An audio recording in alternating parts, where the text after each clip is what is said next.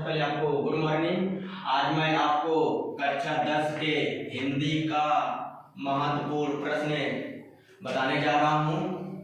ठीक है, पहले यहाँ पे लिखा है आपका पेपर 2 खंडों से बना है। क्या है यहाँ? खंड आ खंड बा। ठीक है, तो खंड आ को हम लोग पहले पढ़ते हैं। तो खंड आ में क्या है? प्रश्न नंबर पहला बहुविकल्पी प्रश्न। कितना आएगा आपको? 20 नंबर का आएगा। 20 नंबर का आएगा। 1 करोगे 1 नंबर पाओगे, 20 करोगे 20 नंबर पाओगे। ठीक है, अब आते हैं हम लोग खंड बा। खंड बा में पूरा आपको न्यूमेरिकल है, यानी कि लिखने वाला कारोबार है। ठीक है, पूरा आपको लिखना पड़ेगा। तो खंड बा का पहला प्रश्न क्या है? निम्नलिखित गद्यांशों पर आधारित प्रश्नों का उत्तर दीजिए। यह आपको 6 नंबर का रहेगा। यह आपको 6 नंबर का रहेगा। इसमें आपको गद्यांश है, इसको याद रखिएगा। खंड बा का पहला प्रश्न क्या है? गद्यांश। गद्यांश में आपको कौन पाठ पढ़ना है?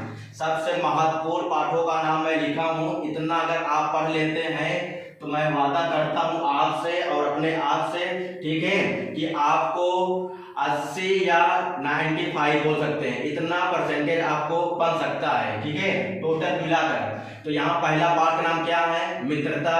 दूसरा पाठ का नाम है ममता। तीसरा पाठ का नाम है भारतीय संस्कृति। ठीक, आते हम लोग प्रश्न नंबर दूसरा पे। दिए गए पद्यांश पर आधारित 3 प्रश्नों के उत्तर दीजिए। ये भी आपको 6 नंबर का आया है, यह भी आपको 6 नंबर आया है। लेकिन ये क्या है? पद्यांश। पद्यांश में कौन सा पाठ पढ़ना है? पहला पढ़ना आपको पद, ठीक ना? पद में उद्धव वाला पद में पढ़ना है। पहला पाठ का नाम क्या है? पद में पद्यांश बोल सकते हैं आप। पद पढ़ना है। दूसरा आपको पढ़ना है धनुष भंग वन पद पर। ठीक है, तीसरा क्या पढ़ना? स्वदेश प्रेम। ये 3 पाठों का नाम हमने लिखा है।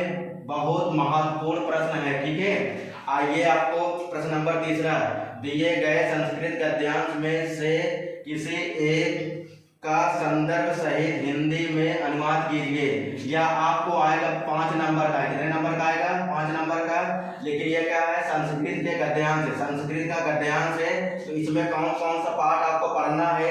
जो मैं लिखा हूँ, महत्वपूर्ण पाठों का नाम लिखा हूँ। ठीक है, पहला आपको पढ़ना है वाराणसी पाठ। दूसरा पढ़ना है देशभक्ता चंद्रशेखर पाठ पढ़ना है।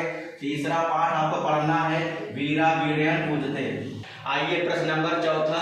दिए गए संस्कृत पद्यांश। ये संस्कृत का पद्यांश है। प्रश्न नंबर चौथा संस्कृत के पद्यांश है। ठीक है, पद्यांश में से किसी एक का संदर्भ सहित हिंदी में अनुवाद कीजिए। यह भी आपको 5 नंबर का आएगा। लेकिन कौन सा पाठ से आ सकता है? कौन सा पाठ आपको पढ़ना है? पहला पाठ वाराणसी पढ़ना है, भारतीय संस्कृति पढ़ना है, वीरा वीरेन पूजते पढ़ना है। ठीक है, प्रश्न नंबर 5वां।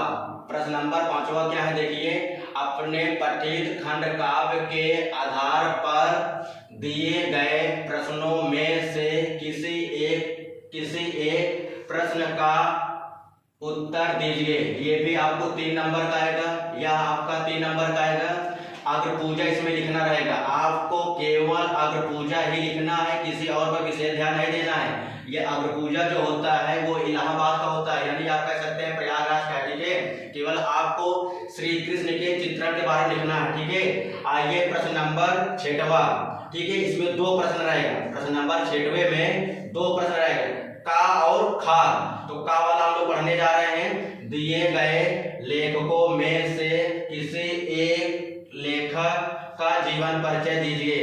इसमें प्रश्न नंबर 6 में लेखक के जीवन परिचय आपको लिखना होगा। लेकिन कौन से जीवन परिचय महत्वपूर्ण हैं, जो हर साल आते हैं आपके, वेरी इंपॉर्टेंट। मैं जो लिखा हूँ वेरी इंपॉर्टेंट लेखक के जीवन परिचय है। ठीक है, तो पहला क्या है? आपको पढ़ना पड़ेगा आचार्य रामचंद्र शुक्ल का जीवन परिचय पढ़ लीजिएगा, आएगा पक्का।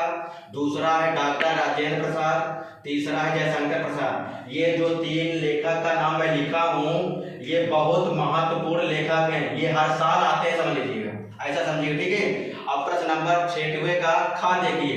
दिए गए कवि में से किसी एक कवि का जीवन परिचय दीजिए। यह भी आपको 5 नंबर का आएगा। 5 नंबर का आएगा। देखिए, इसमें कवि का जीवन परिचय कौन से पढ़ना है? सूरदास आप पढ़ लीजिएगा, पक्का आपके पेपर फंस जाएगा। तुलसीदास पढ़ लीजिएगा। और महादेवी वर्मा पढ़ लीजिएगा।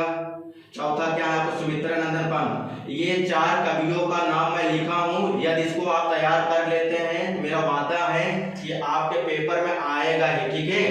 आइए प्रश्न नंबर 7वां, अपनी पाठ्य पुस्तक में से कोई एक श्लोक लिखिए जो प्रश्न पत्र में ना आया हो, यानी आपके पेपर में जो नहीं आया रहेगा उसके अलावा लिखना रहेगा। अगर जो पेपर में आया रहेगा वो वाला श्लोक आपको नहीं लिखना, उसके अलावा ही लिखना है।